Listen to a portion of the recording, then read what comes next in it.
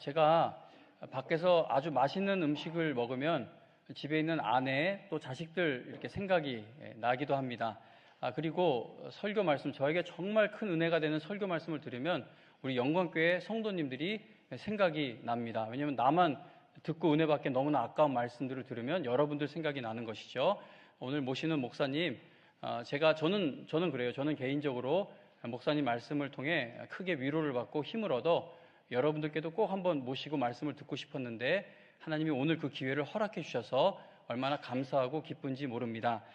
김민철 목사님 나오셔서 그 꼴을 보시며 기다리시는 하나님이라는 제목으로 하나님의 말씀 증거해 주실 때 큰 은혜 받으시기 바랍니다.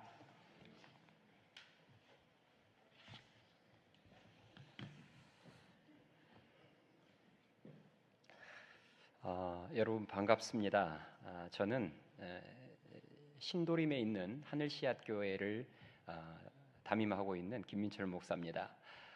제가 단에 서기 전에 우리 최현 목사님이 저를 소개해 주셨는데 너무 부풀리셨어요. 너무 과한 소개였습니다.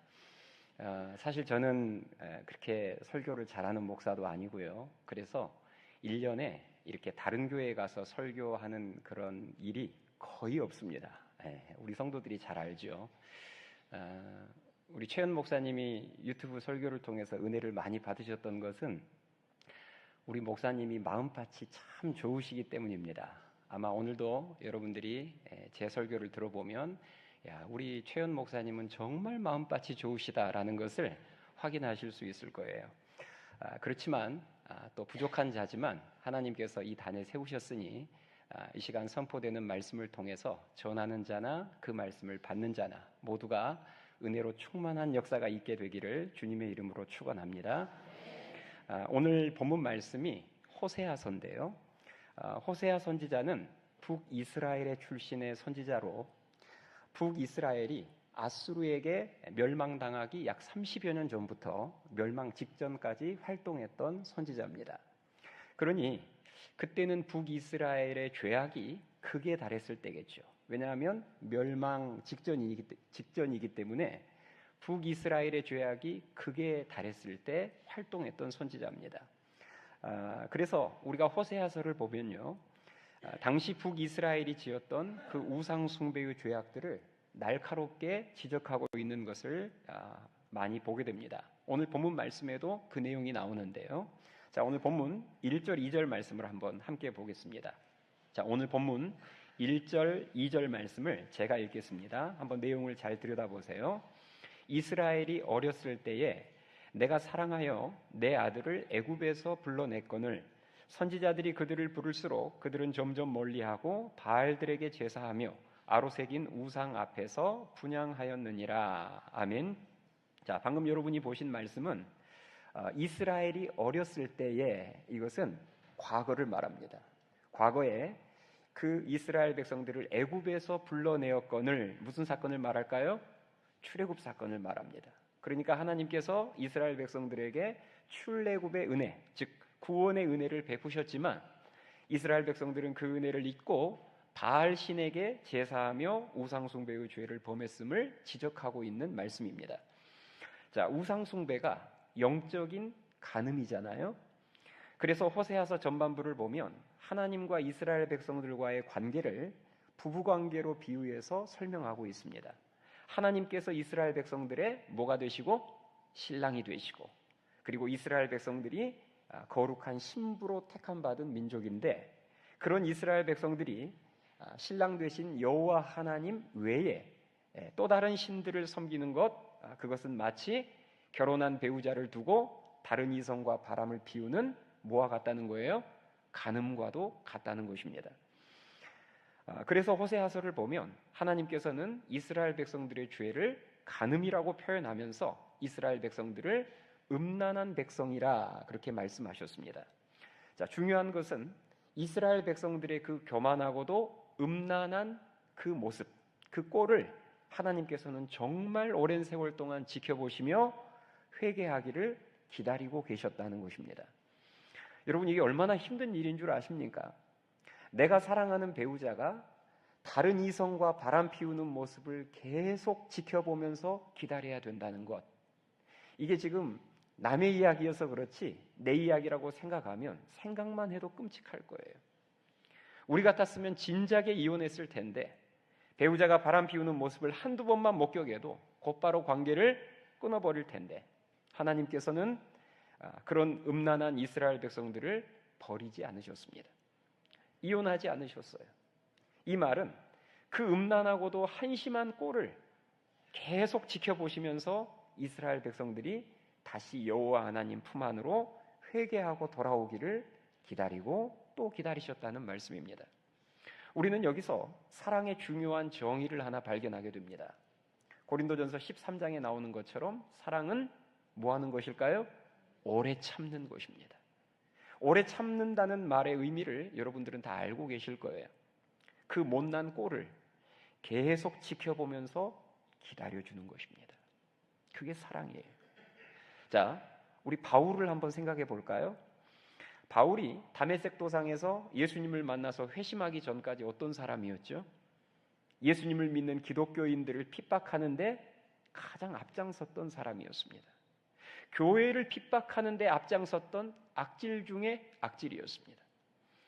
하나님께서는 바울을 사실 오래전에 하나님의 자녀로 택하셨는데, 그리고 하나님의 자녀로만 택한 것이 아니라 이방 선교를 위해서 사용하실 하나님의 그릇, 하나님의 종으로 택하셨는데, 그 택함을 받은 자가 정신을 못 차리고 도리어 앞장서서 교회를 핍박하고 있으니 그런 꼴을 계속 지켜보셔야 했던 하나님의 마음이 얼마나 아프고 답답하셨을까요?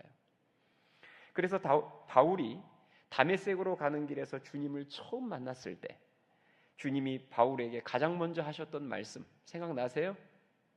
사울아 사울아 네가 어찌하여 나를 박해하느냐, 그 말씀이었죠. 교회를 세우는 데 앞장서야 될 바울이 도리어 교회를 박해하는 그 기가 막힌 모습을, 그 기가 막힌 꼴을 주님께서는 정말 오랜 세월 동안 지켜보시며 기다리고 계셨던 것입니다. 그래서 바울은 훗날 이제 우리가 아는 사도 바울이 된 후로 부끄러운 자신의 지난 과거를 회상하며 이런 고백을 했습니다. 고린도전서 15장 8절 말씀에 보니까 맨 나중에 만삭되지 못하여 난 자와 같은 내게도 보이셨느니라. 자, 자신을 지금 뭐라고 소개했죠? 만삭되지 못하여 난 자와 같은, 내가 그토록 하나님의 속을 썩였던 정말 못난 사람 중에 못난 사람이라는 거예요. 그리고 이어지는 구절에 보니까 나는 사도 중에 가장 작은 자라.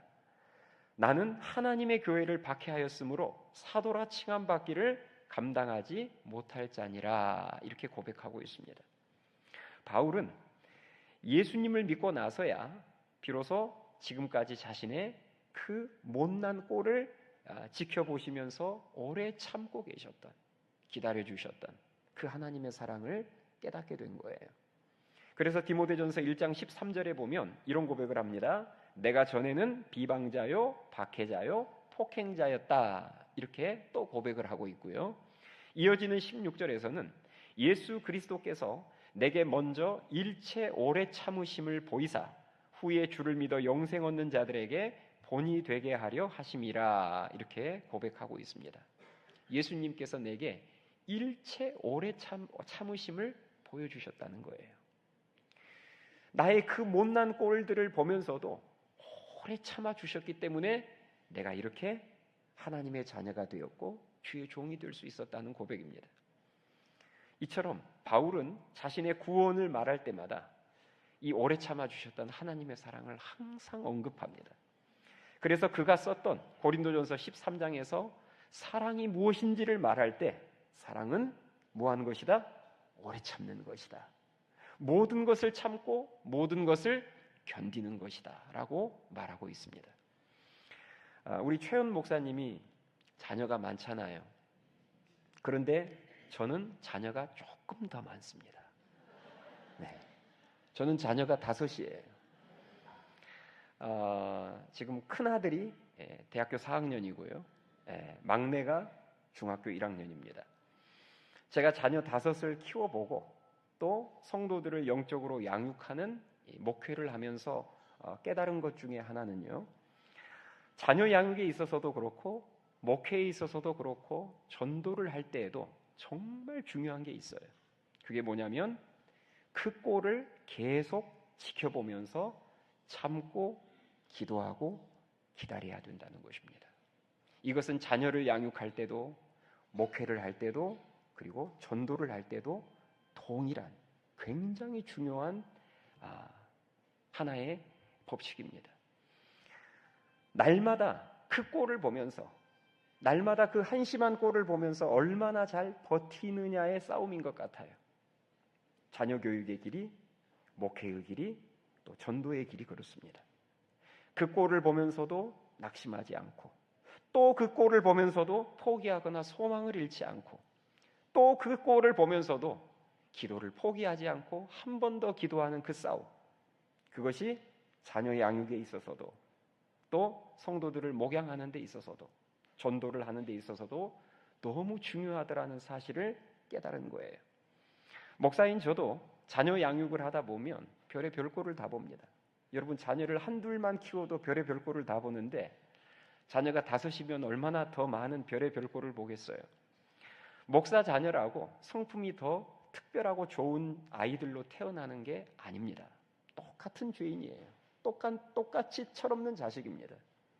그래서 제가 5 자녀를 키우면서 이렇게 모습을 보면 역시 부모의 말을 듣지 않고 이런저런 죄를 짓고, 그래서 책임을 묻고 야단을 치면 자기 사춘기라고 하고, 왜 이렇게 사춘기가 많은지 모르겠어요. 그리고 사춘기가 끊이질 않아요.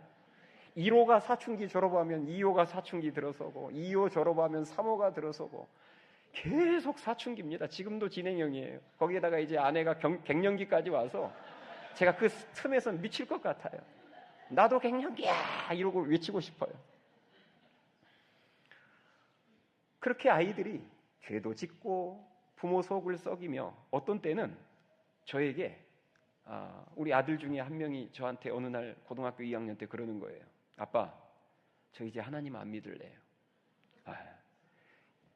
여러분, 이 아빠 입장에서, 그것도 목사인 아빠 입장에서 이 말이 여러분 얼마나 충격적인 말인지 아세요?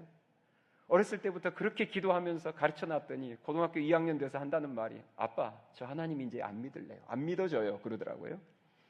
제가 처음에 그 말을 들었을 때는 굉장히 충격이었고 움찔했는데 5을 상대해야 하다 보니까 이제는 움찔하지도 않습니다. 자녀가 하나님을 안 믿어진다, 안 믿겠다 그러면 제가 속으로 그래요. 그게 네 마음대로 되나 한번 해봐라. 그것이 네 마음대로 될 것 같으면 아빠도 예수님 아마 안 믿었을 거다. 그렇게 마음속으로 생각하면서 뒤돌아서서 그냥 그 자녀를 위해서 기도합니다. 자녀가 하라는 공부는 안 하고 책상에 앉아서 게임만 하고 있는데 부모는 자녀의 그 꼴을 보면서도 자녀 목이나 허리에 무리가 가고 디스크가 생길까 좋은 의자를 꾹 참고 사줘야 될 때가 있습니다. 배우자가 또 만취하여서 늦게 들어와서 술주정을 하는데 그 꼴을 보면서도 다음날 아침에 또 해장국을 끓여줘야 될 때가 있어요. 새벽 기도를 나가다가 술에 취해서 새벽에 들어오는 아들 혹은 남편과 문 앞에서 마주쳤는데 그런 남편, 그런 아들을 위해서 새벽 기도의 자리에 나아가 또다시 눈물로 기도해야 되는 때가 있습니다. 이 돈을 주면 틀림없이 하나님이 기뻐하시지 않는 곳에 쓸 것을 알면서도 또다시 용돈을 줘야 될 때도 있고요. 이 약속을 해도 며칠 지나면 이 약속을 파기하고 지키지 않을 것이 빤히 보임에도 불구하고 바보 같은 약속을 또다시 반복해서 해야 될 때가 있습니다. 목회도 마찬가지예요. 신앙이 잘 성장하지 않는 성도, 신앙이 성장하지 않는 정도가 아니라 도리어 교회를 시끄럽게 만드는 그 성도의 그 모습, 그 꼴을 계속 보면서도 하고 싶은 말을 꾹 참고 기도하며 더 기다려줘야 하는 것이 목회입니다. 저는 목회를 하다가 힘이 들면 출애굽기나 민수기를 봅니다. 출애굽기나 민수기를 읽으면 큰 위로가 돼요. 이스라엘 백성들이 모세의 말을 치지리도 안 듣잖아요. 그 내용이 출애굽기, 민수기에 나오거든요. 정말 그 200만 명이 넘는 그 엄청난 이스라엘 백성들이 말을 안 들어도 보통 안 듣는 게 아니에요. 제가 그 모습을 출애굽기와 민수기를 통해서 보고 있노라면 무슨 생각이 제일 먼저 드냐면 나의 목회 환경은 훨씬 낫구나. 모세에 비하면 나는 훨씬 꽃길을 걷고 있구나라는 생각이 들면서 갑자기 위로가 되고 힘이 생기는 거예요. 여러분, 유대인들에게 있어서 이스라엘의 역사상 가장 위대한 지도자로 꼽히는 모세가 40년 동안 했던 주된 사역이 무엇이었습니까? 그것은 이스라엘 백성들의 그 한심하고도 못난 꼴들을 40년 동안 옆에서 지켜보며 기도하며 기다려줬던 것입니다. 기도해도 별로 나아진 것 같지 않는 그 모습을 보고 또 보면서도 계속해서 기도하면서 기다려줘요. 모세의 그런 인내와 기도의 열매가 무엇이었습니까? 여러분 알고 계시죠? 모세가 40년 동안 그렇게 바보같이 기도하면서 그 꼴을 보면서도 꾹 참고 기도해 주었던 결과물이 뭐였어요? 우리는 여호수아서에서 그 결과물을 확인할 수 있습니다. 여호수아서를 통해서 그 여호수아서에 나오는 이스라엘 백성들의 모습을 통해서 40년 동안 모세가 그 한심한 꼴을 보면서도 꼭 참고 기도했던 그 열매가 무엇인지를 확인할 수 있습니다. 우리가 여호수아서를 보면요, 이스라엘 백성들이 하나님과 지도자를 향해서 원망과 불평하는 모습을 여호수아서에서는 거의 찾아보기가 어렵습니다. 오히려 여호수아에게 순종과 충성을 다짐하면서 약속의 땅을 함께 정복해 나아가는 그런 하나님 나라의 군사의 모습을 보여주죠. 여러분, 이 변화된 모습이 모세가 그 꼴을 보면서 오래 참고 기도했던 결과물임을 믿으실 수 있기 바랍니다. 누가복음 15장에 보면 우리에게 탕자의 비유로 잘 알려진 집 나간 둘째 아들의 비유가 나오는데요, 그 비유에 나오는 아버지의 모습이 바로 우리의 한심한 꼴을 보시면서 기다리고 계시는 하나님 아버지의 모습입니다. 거기 보면 아버지는 아들의 잘못된 결정과 그 비참한 결과를 아버지는 계속해서 봅니다. 둘째 아들이 유산을 받아서 가출하는 그 꼴을 아버지는 봐야 했고, 허랑방탕한 생활을 하다가 그 재산 다 탕진하고 거지가 되어서 집으로 돌아오는 꼴도 아버지는 봐야 했습니다.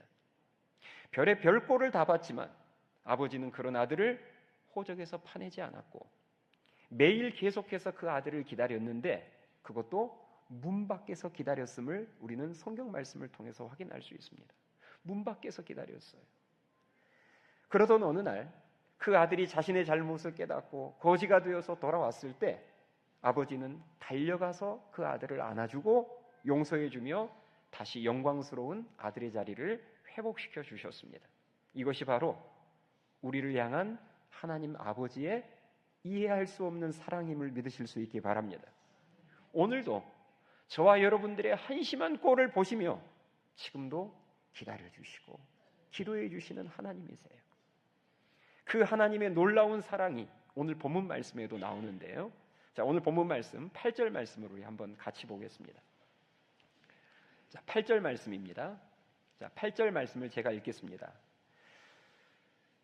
우상 숭배하는 이스라엘 백성들을 향한 하나님의 말도 안 되는 사랑이 무엇인지를 한번 8절을 통해서 봅시다. 8절 제가 읽겠습니다. 에브라임이여 내가 어찌 너를 놓겠느냐, 이스라엘이여 내가 어찌 너를 버리겠느냐, 내가 어찌 너를 아드마같이 놓겠느냐, 어찌 너를 스보임같이 두겠느냐, 내 마음이 내 속에서 돌이켜 나의 긍휼이 온전히 불붙듯 하도다. 아멘. 자, 방금 지금 이스라엘 백성들은 영적 간음을 하고 있는, 타락의 길을 걸어가고 있는, 죄악의 길을 걸어가고 있는 이스라엘 백성들을 향해서 하나님 뭐라고 말씀하셨느냐? 내가 어찌 너를 버리겠느냐, 내가 어찌 너를 아드마와 같이 스보임같이 내버려 두겠느냐, 이 말씀이에요. 여기에서 아드마와 스보임이라는 생소한 단어가 나오는데요, 이 아드마와 스보임은 과거 소돔과 고모라가 멸망했을 때 함께 멸망했던 성읍들의 이름입니다. 당시 이스라엘 백성들이 지은 죄가 아드마와 스보임처럼 심각했지만 그럼에도 불구하고 하나님께서는 이스라엘을 포기하지 않으셨다는 말씀이에요. 이것이 바로 하나님 아버지의 포기하지 않으시는 놀라운 사랑입니다.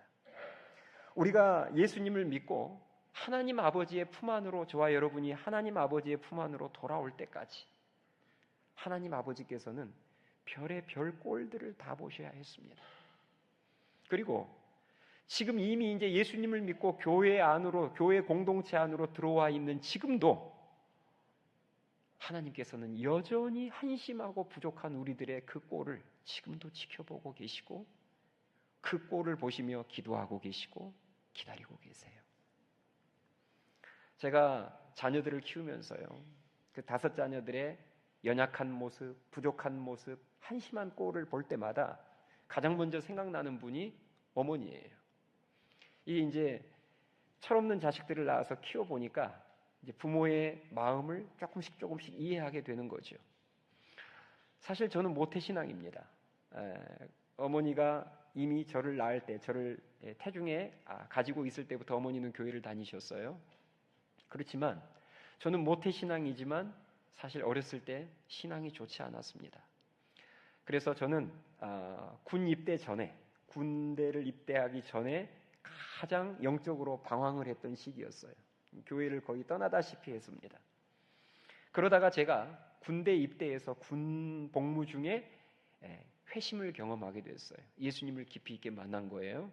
자, 그러면 군 복무할 때까지 지난날 내 삶을 되돌아봤을 때 어머니가, 저희 어머니 매일처럼 새벽기도 하셨거든요. 그러면 매일처럼 새벽기도 하실 때 저를 위해서도 기도하셨을 텐데 저는 항상 그 어머니의 기대에 어긋났습니다. 저희 어머니의 소원이 뭐였냐면 저한테 그런 이야기를 하셨어요. 나는 네가 청년부 활동을 한 모습을 보고 싶다. 왜냐하면 저는 청년부에 나가지 않았거든요. 정말 떠밀려서 저 장년부 어른 예배, 그것도 항상 저희 과거 모교의 예배당 기둥 뒷자리가 제 자리였어요. 그 기둥 뒷자리를 차지하기 위해서 일찍 왔습니다. 그런 한심한 아들의 모습, 그 꼴을 저희 어머니가 날마다 새벽 기도를 하면서 지켜보셔야 했으니 지금 와서 그게 그 마음이 조금이나마 헤아려지는 거예요. 얼마나 답답하셨을까. 그리고 제가 제 자녀들의 한심한 꼴을 볼 때마다 하나님이 생각납니다. 역시 하나님이 생각나죠. 예수님을 믿기 전은 물론이고 그건 당연한 것이고 지금 예수님을 믿고 목사가 된 지금도 여러분 생각해 보세요. 제가 예수님을 믿고 지금 목사가 됐지만 제 삶에 연약하고 부족한 모습이 없겠어요? 제가 저를 봐도 어떤 때는 목사답지 않는 모습이 제 안에 보일 때가 있는데 이런 저를 한심한 모습을 보시면서 지금도 말할 수 없는 탄식으로 나를 위해서 기도하시며 기다리고 계시는 그 주님을 생각하지 않을 수 없습니다. 마포구 합정동에 있는 100주년 기념교회라고 있는데요. 그 교회를 과거에 담임하셨던 이재철 목사님의 간증을 여러분들에게 좀 소개해 드리려고 합니다. 지금은 이 이재철 목사님이 이제 은퇴하셨는데 이분이 원래는 사업을 하셨던 교회 집사님이셨습니다. 사업을 하셨던 집사님으로 계시다가 나이가 좀 어느 정도 들고 나서 이제 신학을 하게 돼서 목사의 길을 가게 되셨는데 그런데 이분이 사업을 하시던 그 집사님 때에 전형적인 썬데이 크리스천이었습니다. 젊은 날 사업이 꽤 잘 되다 보니까 세상적인 성공 속에서 허랑방탕한 삶을 살았다고 스스로 고백하셨어요. 저는 무늬만 교회 집사였지 하는 행동은 영락없는 그냥 불신자였습니다. 매일 술을 마시고 늦은 시간 귀가했다고 고백하셨어요. 어쩌다가 일찍 귀가하는 날이 있으면 그 어쩌다가 일찍 귀가하는 날은 어김없이 옆에 술 친구들이 있었다고 합니다. 그러니까 술 친구들을 데리고 집으로 쳐들어온 거예요. 그것도 아내에게 예고 없이. 그러니 아내 되신 분이 얼마나 힘들었겠어요. 어쩌다 집에 일찍 들어오는 날이면 술 친구 몇 명 끼고 들어와서 술상 차려내라고 하니. 처음 결혼할 때는 교회 다니는 집사라고 하니까 남편 신앙이 괜찮은 줄 알고 결혼을 했는데 막상 결혼을 해서 보니 완전 탕자 같은 남편이었던 거죠.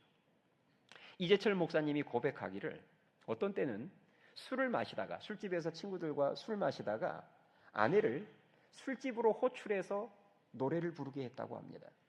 왜냐하면 그 아내 되신 분이 대학 다닐 때 성악이 전공이었대요.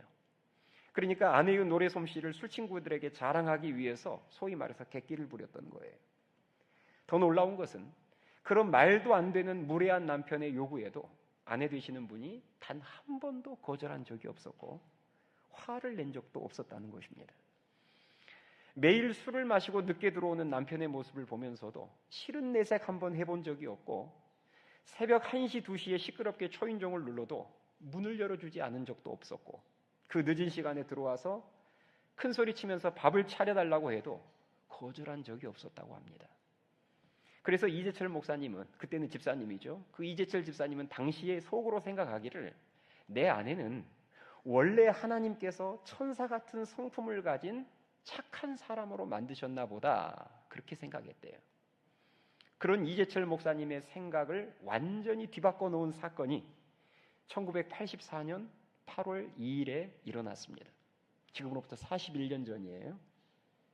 그날도 어김없이 이재철 집사는 만취한 상태로 새벽 2시에 집을 들어갔는데요. 평소 같았으면 무조건 벨을 눌러서 아내를 호출하는데 그날은 벨을 누르기 전에 호주머니에다가 손을 쑥 집어넣으니까 이 열쇠가 손에 딱 잡히더래요. 집 열쇠가. 그런데 평소 같았으면 열쇠가 있어도 무조건 벨을 눌러서 아내를 나오게 만드는데 이상하게 그날은 열쇠로 직접 문을 열고 들어가 보고 싶은 생각이 들어서 그래서 벨을 누르지 않고 열쇠로 문을 열고 들어가서 아내가 있는 방에 들어갔더니 아내가 작은 스탠드를 하나 켜놓고 방바닥에 엎드린 채로 잠들어 있었는데 그 머리맡에 보니 이렇게 노트가 한 권 펼쳐져 있더래요. 일기였습니다. 아내의 일기. 그러니까 일기를 쓰고 남편을 기다리다가 그대로 이제 잠이 든 거예요. 만일 그날 이재철 목사님이 평소처럼 벨을 누르고 집에 들어왔다면 그 아내의 일기를 보지 못했을 텐데 열쇠로 문을 열고 들어오는 바람에 뜻하지 않게 아내의 일기를 처음으로 보게 된 거예요. 그날 썼던 그 일기의 내용이 이렇습니다. 일기 내용 그대로예요. 이재철 목사님 사모님이 그날 썼던 일기 내용입니다. 제가 읽어드릴게요. 나는 오늘도 버스를 타고 수유리 너머로 갔다. 시골길을 하염없이 걸으면서 오늘도 어김없이 죽음을 생각했다. 약을 먹고 죽을까? 아니면 손목을 그어 죽을까? 그러나 그것은 내가 취할 길이 아님을 나는 다시 한 번 더 확인하고 되돌아왔다. 나를 살리기 위해 십자가에서 돌아가신 주님께서 주님의 뜻을 위해 내게 주신 남편이므로 나는 사랑해야만 한다. 나는 할 수 없지만 주님께서 사랑하라 명령하심으로 나는 사랑해야만 한다. 주님 도와주세요. 나의 약함을 주님께서 잘 아시잖아요. 이게 이제 당일 일기 내용이었어요. 이재철 목사님이 당시 이 일기를 읽을 때에 그분 표현이 그래요. 이제까지 마음과 귀에서 지금까지 들어본 적이 없는 큰 북소리가 들렸대요. 그 큰 북소리는 큰 깨달음이 주는 마음의 울림이었는데 그 깨달음은 이런 것이었습니다. 아내가 천사가 아니라 매일 죽음을 생각하는 연약한 사람이었구나라는 사실을 그날 처음으로 깨달은 거예요. 그리고 두 번째로 깨달은 것은 그런 아내가 자신을 사랑했던 것은 진짜 자신이 좋아서가 아니라 주님 때문에, 주님이 주신 사명 때문에 사랑했던 것임이 깨달아지면서 태어나서 처음으로 주님의 사랑을 아내를 통해서 느꼈다고 합니다. 이 이재철 목사님 모태신앙이었지만 그래서 모태신앙이었기 때문에 어렸을 때부터 많은 목사님들의 그 많은 설교와 성경을 통해서 사랑이라는 말, 그 단어를 수천 번, 수만 번을 들었지만 단 한 번도 그 사랑이라는 단어가 가슴에 와닿았던 적이 없었는데 그날 아내의 일기를 읽으면서 처음으로 그 사랑을 가슴으로 느꼈다고 고백했어요. 그 경험이 이재철 목사님의 삶을 180도 그날 바꿔놓은 것입니다. 그 길로 방탕한 삶의 마침표를 찍고 이분이 그 이후에 신학을 하게 된 거예요. 아내가 자신과 함께 사는 것을 정말 힘들어하고 싫어했는데 그럼에도 불구하고 자신을 하나님이 주신 남편으로 인정하고 그런 남편 사랑하며 사는 것이 사명으로 여기며 순종했다는 사실을 깨달았을 때 그 아내의 순종 그리고 하나님의 그 나를 향한 그 놀라운 사랑이 깨달아지면서 이재철 목사님이 삶이 변화되어서 그때부터는 자신과 같이 방탕한 생활을 하고 있는 수많은 영혼들을 주님 품 안으로 인도하는데 쓰임받기 시작하는 겁니다. 여러분, 내 옆에 있는 한 사람 변화시키는 것이 곧 세상을 변화시키는 것인데 그것을 위해서 우리들에게 정말 필요한 것은 그 한심한 꼴을 보고 또 보면서도 낙심하지 않고 기도하면서 인내하고 또 인내하는 것임을 믿으실 수 있기 바랍니다. 사랑하는 여러분, 우리 주위에는 내가 오래 참아줘야 할 영혼들이 참 많습니다. 그런데 그것이 말처럼 쉬운 일이 아니라서 때로는 이혼해버리고 싶을 때도 있고 때로는 절교해버리고 싶을 때도 있고 때로는 도망가버리고 싶을 때도 있고 포기하고 싶을 때도 있지만 그러나 우리는 그때마다 나를 향한 하나님 아버지의 오래 참아주심을 기억해야 합니다. 그 하나님 아버지의 나의 지난날의 그 한심한 꼴들을 보면서도 오래 참아주셨던 그 오래 참음이 있었기 때문에 내가 지금 예수님을 믿고 이 자리까지 와 있을 수 있다는 사실을 기억할 때 우리 역시도 내 옆에 있는 그 한심한 그 사람을 향해 오래 참아줄 수 있는 힘이 생기는 거예요. 제가 여러분들에게 우리가 이웃을 위해서 오래 참아드려야 됩니다. 하나님이 우리를 위해서 오래 참아주셨습니다 하니까 여러분들이 설교를 들으시면서 그래, 과거에 내가 예수님을 믿기 전에는 하나님이 나를 오래 참아주셨지만 이제 나는 교회를 다니고 있고 구원을 받았고 교회에서 집사하고 권사하고 장로인데 이제 뭐 하나님이 나를 위해서 오래 참아주실 필요는 없겠지 생각하실 수 있는데 그렇지 않습니다. 하나님은요 지금도 우리를 오래 참아주고 계세요. 오래 기다려주고 계세요. 목사가 목사다워질 때까지. 여러분, 우리 솔직히 이야기해 봅시다. 여러분도 지금 이 세상을 보면서 목사 같지 않는 목사님들 많이 보시죠? 많이 있잖아요. TV만 틀어도 나오잖아요. 어떻게 저런 사람이 목사일까? 여러분, 목사인데 목사들이 다 목사 같지 않아요. 장로인데 장로들이 진짜 장로 같지 않아요. 목사님들 세계에서만 목사 같지 않는 목사가 있는 게 아니라 이 시대에 장로로 세움받은 장로들 중에서도 권사들 중에서도 집사들 중에서도 집사 같지 않고 권사 같지 않고 장로 같지 않는 장로들이 얼마나 많은데요. 하나님은 그들을 기다리고 계세요. 권사가 권사다워질 때까지, 집사가 집사다워질 때까지, 장로가 장로다워질 때까지, 성도가 주님 닮아갈 때까지 말할 수 없는 탄식으로 기도하시며 지금도 기다리고 계십니다. 요한계시록 3장 20절 말씀에 보면 아주 유명한 말씀이 나옵니다. 여러분 다 한 번쯤 들어보셨을 거예요.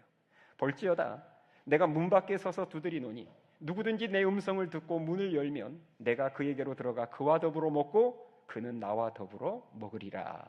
아멘. 잘 아시는 말씀이죠. 내가 문 밖에 서서 두드리노니. 여러분, 이 유명한 주님의 말씀은 불신자들을 향한 말씀이 아닙니다. 예수님을 믿지 않는 세상 사람들에게 하신 주님의 말씀이 아니에요. 이 말씀은 라오디게아 교회를 향한 주님의 말씀이었습니다. 이미 예수님을 믿고 교회에 출석하고 있는 성도들을 향해서 주님이 하신 말씀이었어요. 너희가 교회를 다니긴 하지만 주일이 되면 예배의 자리에 앉아있긴 하지만 너희는 나보다 세상의 우상들을 더 많이 사랑해서 나를 문 밖에 세워놓고 있다는 거예요. 그러니 이제 너희들이 너희 마음속에 주님보다 더 사랑하고 있는 그 우상을 내려놓고 나를 진심으로 맞아들이라는 것입니다. 여러분, 우리 삶에 우상이 얼마나 많습니까? 우상의 정의가 뭐죠? 내가 하나님보다 더 사랑하는 그것이 우상입니다. 오늘날 많은 사람들의 우상이 각각 달라요. 대표적인 우상이 돈이죠. 돈을 더 벌기 위해서 하나님의 말씀을 우리들이 얼마나 모른 채 하고 하나님의 말씀을 던져버릴 때가 많습니까? 또 제가 봤을 때 이 시대의 또 하나의 우상 중에 하나가 뭐냐면 여행입니다. 사람들이 주일과 빨간 날이 이렇게 연달아 있으면 전부 온통 신경이 다 어디로 가느냐? 해외여행이에요. 벌써 주일하고 연휴가 끼면, 빨간 날이 이렇게 붙어서 연휴가 끼면 가슴이 뛰기 시작하는 거예요. 이번에는 유럽 어느 나라로 가야 되나? 동남아시아 여기는 가봤고 또 여기는 어디를 가야 되나? 해외 선교에는 1도 관심 없으면서 거룩하게 지켜야 될 주일을 빨간 날과 묶어서 여행 다니는 날로 취급해버리는 그런 우상 숭배가 오늘날 우리들에게 있습니다. 주일을 어떻게 거룩하게 지켜야 되는 줄 알면서 내 자녀의 성적을 위해서, 좋은 대학 가기 위해서 내 자식 주일에 학원 보내고 과외시키는 것 아무렇지도 않게 여기는 부모들이 있습니다.